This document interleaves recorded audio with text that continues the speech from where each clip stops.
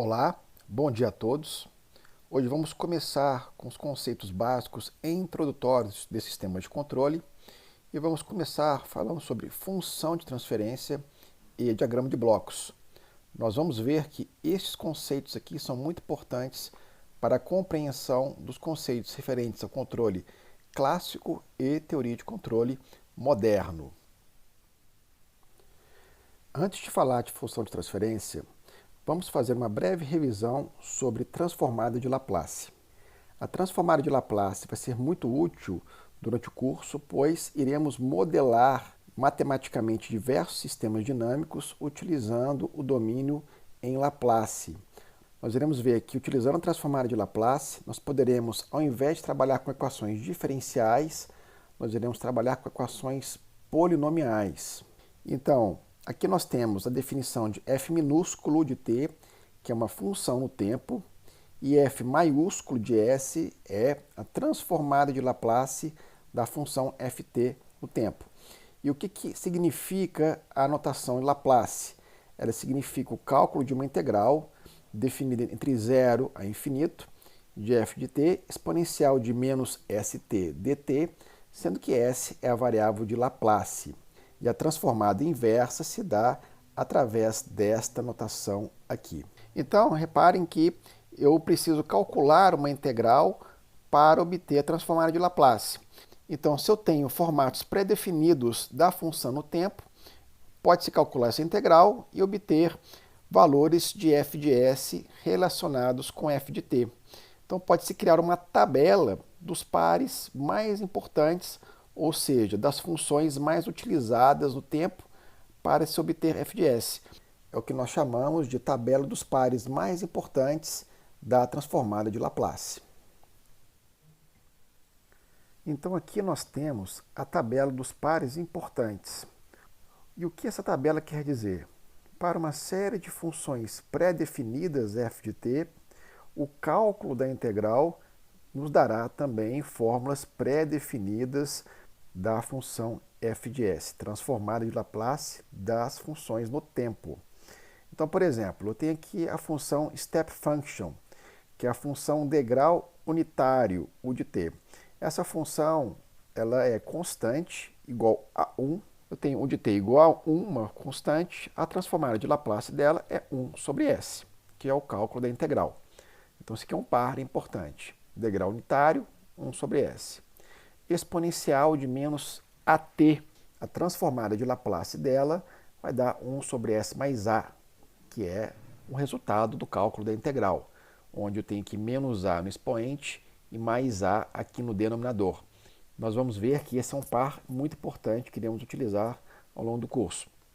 Aqui as funções trigonométricas, seno de ômega-t, cosseno de ômega-t, eu tenho aqui ômega sobre s ao quadrado mais ômega ao quadrado, ou s sobre s ao quadrado mais ômega ao quadrado, onde ômega aqui é a frequência. E assim eu tenho os pares para todas as funções definidas no tempo, com seus respectivos cálculos das integrais que vão originar a transformada de Laplace daquela função no tempo. A transformada de Laplace também tem algumas propriedades muito importantes. Então iremos listar as principais propriedades que vamos utilizar durante o curso.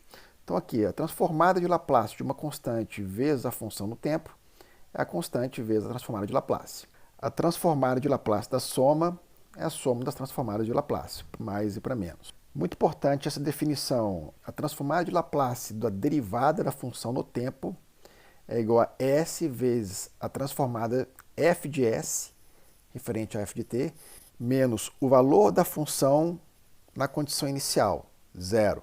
A transformada de Laplace da derivada segunda no tempo é s ao quadrado vezes a transformada de Laplace f de s de f de t, menos s função no ponto em 0, menos f ponto de 0, ou seja, a condição inicial da derivada de f de t.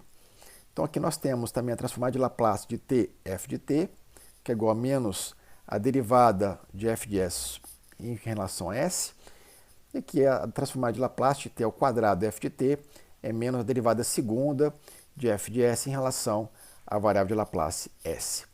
Então agora vamos fazer alguns exemplos de aplicação. Então aqui neste primeiro exemplo, Vamos calcular a transformada de Laplace dessa função no tempo. Y de t igual a 3 mais 5 exponencial de menos 2t menos 2 cosseno de 5t. Então aqui nós temos uma soma da função y de t e a transformada de y de t vai ser a soma de cada um desses componentes separados. 3, 5 exponencial de menos 2t e menos 2 cosseno de 5t. Então a transformada de Laplace é f de s, então poderia ser y maiúsculo de s, seria para relacionar a variável minúscula no tempo e a variável maiúscula em s, ficaria 3 sobre s, porque isso aqui é uma constante, 3 sobre s, ficaria 5 sobre s mais 2, porque exponencial aqui é menos 2, então vai para o denominador com mais 2, o 5 é constante, sai para fora da transformada, e aqui eu tenho menos 2 cosseno de 5t, o 2 sai para fora, então eu tenho menos 2, que multiplica s ao quadrado, sobre s ao quadrado mais 25, onde esse 25 aqui é 5 ao quadrado, transformada de cosseno de ômega t. Então aqui está uma transformada muito simples, calculada a partir de uma função no tempo, obtendo uma função no domínio de Laplace em S. Vamos agora fazer um segundo exemplo, onde vamos calcular a transformada inversa de Laplace dessa função. Então agora o objetivo é outro. Nós vamos pegar uma função f de s, Laplace, e encontrar a função no tempo, calculando a transformada inversa de Laplace. Então aqui a primeira coisa que a gente vai fazer é fatorar esse denominador. Por quê? Porque nós vamos utilizar o método das frações parciais. Por que esse método é interessante? Porque dividindo a função em Laplace em frações parciais, nós vamos tentar chegar em um par conhecido da transformada de Laplace. Com esse par conhecido, fica direto a inversão para encontrar a função no tempo. Então aqui, como eu tenho um polinômio de grau 3, nós fatoramos ele aqui nas raízes desse polinômio, as raízes desse polinômio menos 1, menos 2 e menos 4, então tem-se a fatoração deste denominador. Então aqui, como eu já mencionei, vamos utilizar o método das frações parciais. E neste caso, nós vamos utilizar o método que consiste em considerar as raízes diferentes, ou seja, aqui as três raízes do denominador são distintas. Existem outras variantes aqui para se calcular o método das frações parciais, como por exemplo as raízes iguais. Então fica o convite aí para vocês revisarem os outros métodos de frações parciais, considerando raízes, por exemplo, iguais. Não é o objetivo aqui deste curso fazer toda a revisão de transformada de Laplace. Nós vamos pegar alguns exemplos, fazer alguns exercícios e no restante vocês trabalhem em casa quando for necessário se aprofundar no assunto. Então aqui nós fatoramos o polinômio e colocamos aqui as três constantes que precisamos descobrir. Por que constantes? Aqui nós vamos utilizar um polinômio de grau inferior ao do denominador. Então aqui o grau é 1, nós vamos utilizar uma constante, porque seria o grau inferior, seria s elevado a zero. Tá? Nós fazemos aqui A, B, C e fatoramos esse sistema. O objetivo então, quando se faz isso, a gente vai manter os denominadores iguais e vamos tirar o mínimo para obter cada expressão para cada um dos termos A, B e C. Como os denominadores são iguais, vai nos restar igualar os numeradores através das potências em S. Ou seja, nós vamos agrupar em potências s ao quadrado, s e s a zero, e comparar este numerador com o numerador da função original. Com isso, nós igualamos A mais B mais C igual a zero, porque não tem nenhum termo em S2. 6A mais 5B mais 3C é igual a 1, porque o termo em S aqui é igual a 1. 8A mais 4B mais 2C é igual a 5, porque é o termo em S0. Então aqui vamos resolver um sistema de equações lineares, bem simples aqui, para encontrar os valores de A, B e C. Então aqui resolvendo o sistema, a gente encontra A igual a 4 terços, B menos 3 meios e C 1 sexto. Então nós vamos voltar na equação principal e substituir esses valores em cada uma das frações parciais. Substituindo os valores, nós temos aqui A, B e C. Então agora reparem que eu consigo obter a transformada inversa, como a inversa de cada um dos termos aqui, em que eu tenho esse termo 1 mais S mais 1 sobre S mais 2, 1 sobre S mais 4, é a transformada exponencial. Então isso aqui é uma transformada conhecida, é um par conhecido. Como as constantes, precisava obter de fato, elas vão para fora da transformada. Então nós temos a transformada de Laplace exponencial de menos at, é 1 sobre s mais a. Nós temos esses termos que fazem parte dessa tabela, que são os pares importantes. Então, resultando aqui, a transformada inversa de Laplace de 4 terços sobre s mais 1 é 4 terços exponencial de menos 1t.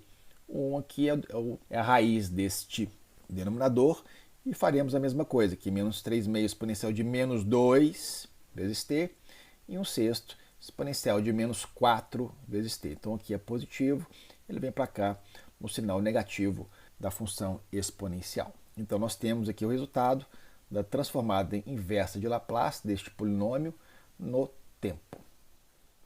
Feita essa breve introdução sobre transformada de Laplace, vamos definir uma parte muito importante do curso, que é a função de transferência.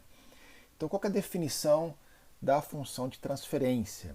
É a relação entre a transformada de Laplace de saída e a transformada de Laplace de entrada, considerando condições iniciais nulas. Então, aqui eu tenho uma entrada, né, que vai entrar numa função de transferência, estou representando aqui por um bloco, e eu tenho uma saída. E esta função em S na variável de Laplace é a transformada de Laplace da saída sobre a transformada de Laplace da entrada. Isso aqui é muito importante para aplicação em sistemas de equações diferenciais lineares no tempo, LTI, Linear Time Invariant, né? Sistemas lineares invariantes no tempo. Nós vamos ver nas próximas aulas na modelagem, equações diferenciais e como a gente transforma em Laplace para obter representações polinomiais através da função de transferência. Avançando mais um pouco na definição, considerando que x de s é a transformada de Laplace da entrada e y de s é a transformada de Laplace da saída, a função de transferência g de s é definida como sendo y de s sobre x de s, uma relação matemática que caracteriza a função de transferência, saída sobre entrada em Laplace. Uma consideração a ser feita muito importante é que as raízes do denominador, a partir de agora, nós vamos considerar como sendo polos. Então, os polos são as raízes de x de s. E as raízes do numerador, nós vamos chamar agora de zeros. Essas grandezas, guardem bem que nós iremos utilizá-las bastante durante as próximas aulas. Com a definição da função de transferência, nós podemos passar para a última parte da aula de hoje, que são os diagramas de blocos, que iremos ver agora.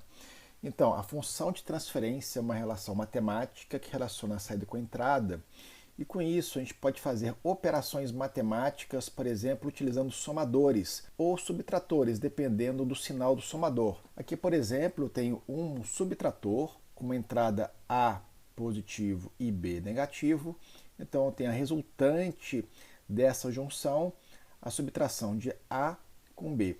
Poderia ser o mais, né? Poderia fazer uma adição com este elemento. Então isso aqui usa-se bastante para sistemas de realimentação ou sistemas de malha fechada.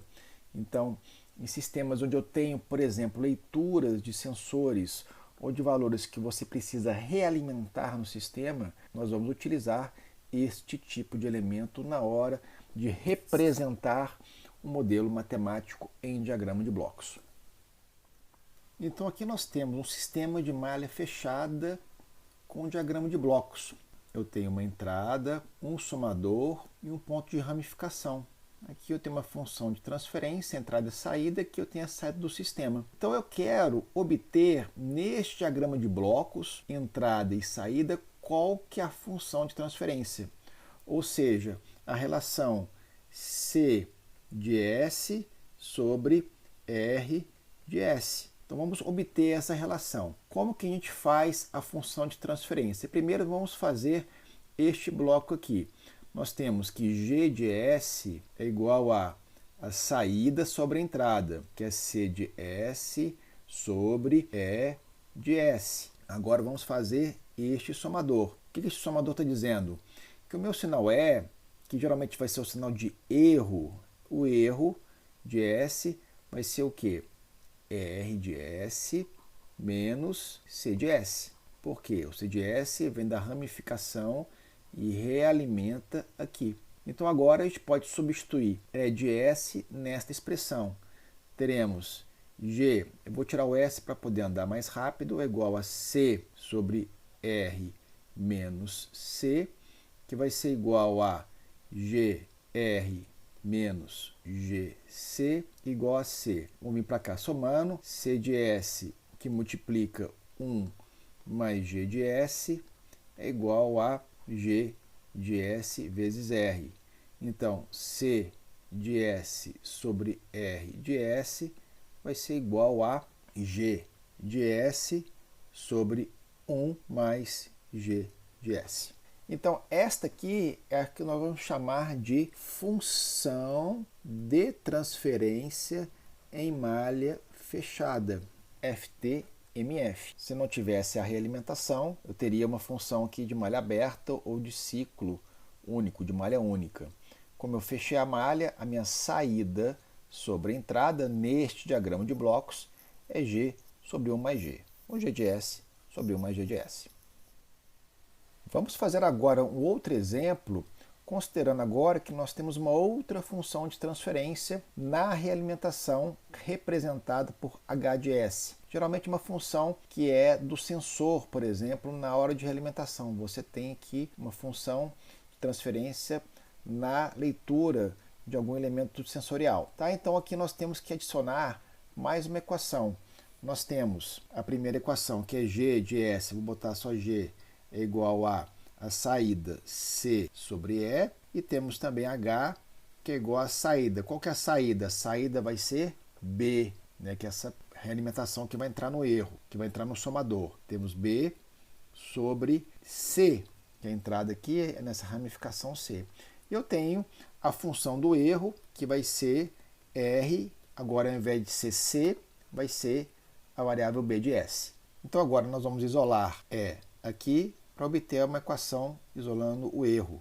C igual a R menos B, e agora nós vamos substituir B nesta equação aqui. Então o que nos resta agora é isolar C de S sobre R de S para achar a função de transferência de malha fechada deste diagrama de blocos. Multiplicando esses termos aqui cruzados, agora isolando C. Vai ficar 1 mais GH vezes C, que é igual a GR. E no final, a gente obtém a expressão C de S sobre R de S é G de S sobre 1 mais GH de S. Então, no exemplo anterior, o H de S era igual a 1. Então, agora nós consideramos uma função de transferência na realimentação. Nós temos que considerar essa função aqui no denominador da função de transferência em malha fechada, FTMF. Temos aqui, neste diagrama de blocos, uma representação geral de como funcionaria um sistema em malha fechada de um controle automático. Então, eu tenho a entrada de referência, geralmente nós falamos que isso aqui é um set point, um ponto de ajuste, e aqui o detector de erro. Esse detector de erro, ele coleta a informação do que você quer menos o que você mede.